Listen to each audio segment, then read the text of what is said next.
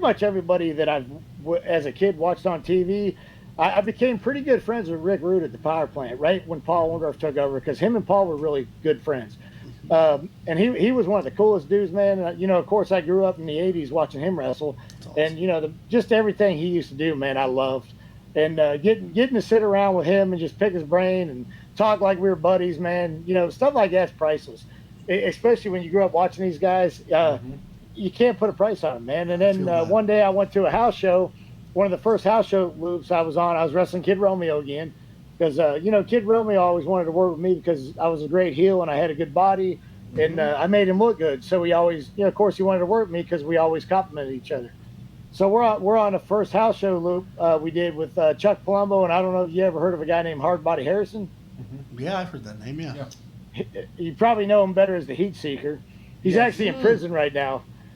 So, but Hardbody was wrestling Chuck, and we had some run-ins with like Rick Steiner on that first house loop. He would come in and beat us up and do stuff like that. So, of course, growing up watching the Steiner brothers was great. Being in the ring with him, the first house loop I ever got to do, I got to work with Rick Steiner doing some spots.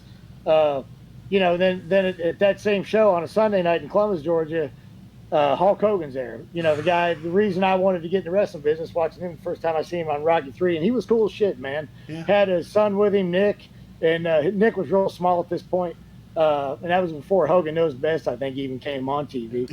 But Nick was real small.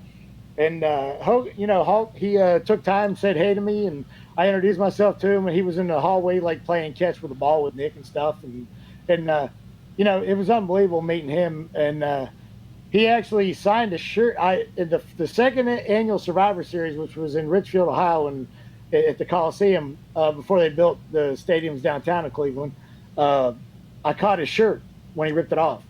So he actually autographed it for me. So I have that autographed shirt, which to me is priceless, of course. That's awesome. Yes, it was a good thing to have him sign for me, and I got it in a big frame, and I still got it to this day. So that was always that's always awesome.